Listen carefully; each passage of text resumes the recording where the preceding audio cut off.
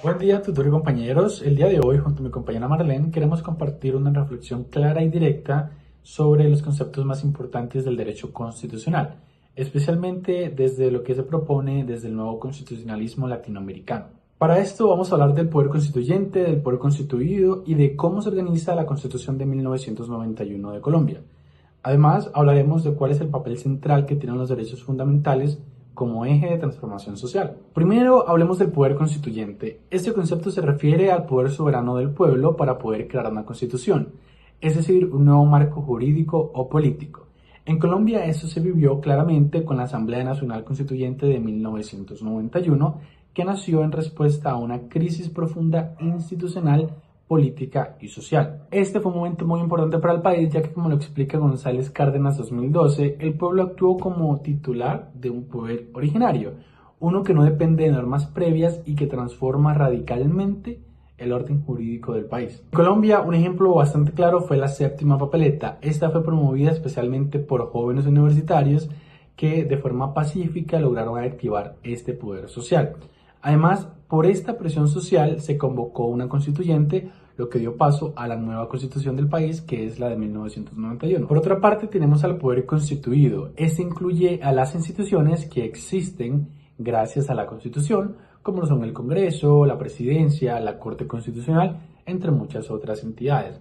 Además, algo muy importante que recalcar es que estas instituciones no crean el marco constitucional, al contrario, lo ejecutan.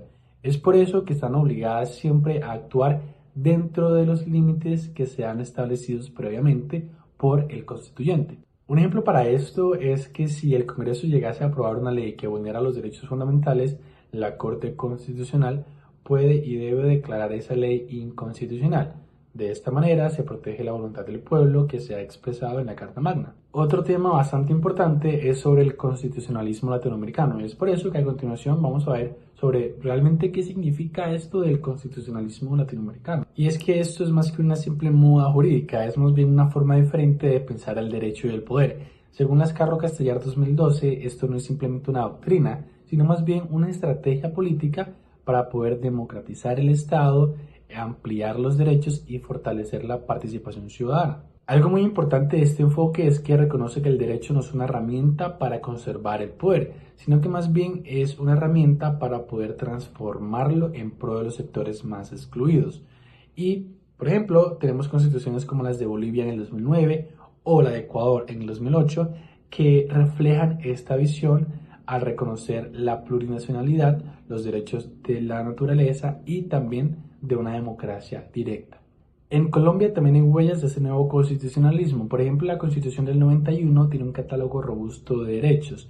También establece mecanismos como la tutela y también permite el control constitucional activo. Y como dice González Cárdenas, con este modelo no desaparece el poder constituyente luego de redactar la Constitución, sino que más bien se expresa de forma continua con la participación ciudadana y la interpretación judicial. Con todo esto en mente, le paso a mi compañera que nos va a contar en cómo está organizada nuestra Constitución y cómo los derechos fundamentales se convierten en una herramienta real para la ciudadanía. Muchas gracias, compañero Camilo, por la anterior explicación. Ahora vamos a ver cómo está organizada la Constitución de 1991 y por qué los derechos fundamentales son el corazón de todo este modelo democrático y garantista. La Constitución tiene dos partes clave, la dogmática y la orgánica. La parte dogmática incluye los principios fundamentales y el reconocimiento de los derechos, libertades y deberes. Aquí se encuentran los valores esenciales. Un ejemplo es la dignidad humana, la igualdad, la libertad y la solidaridad. Como señala Melo Santos 2020, esta parte contiene el fundamento ideológico del Estado, es decir, los principios que le dan sentido a toda la organización política. Un ejemplo es que gracias a esta parte dogmática en Colombia se reconocen los derechos de las comunidades indígenas, el derecho al ambiente sano o el derecho a la vivienda digna. En cambio, la parte orgánica regula cómo funciona el Estado, cómo se elige el presidente, cuáles son las funciones del Congreso, el rol de la Corte Constitucional, etc.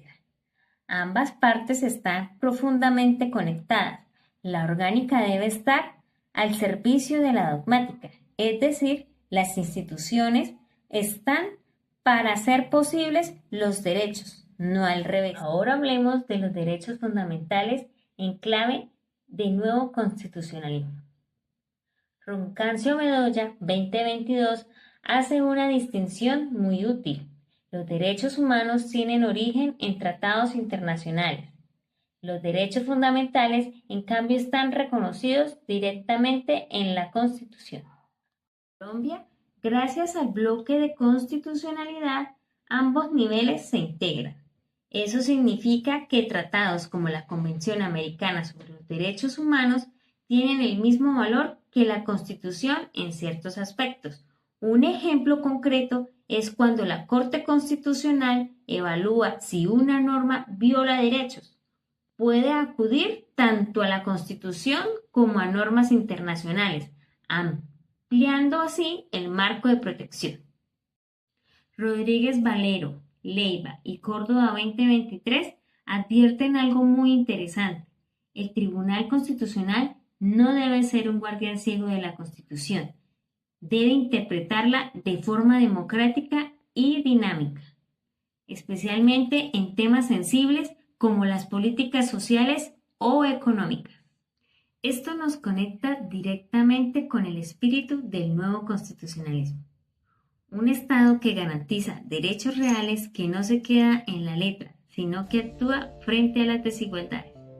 Aunque todavía hay muchos desafíos, la Constitución de 1991 y el papel activo de la Corte Constitucional nos muestran que el derecho puede ser una herramienta poderosa para el cambio social y defensa de la dignidad humana. Gracias, tutor y compañeros, por acompañarnos.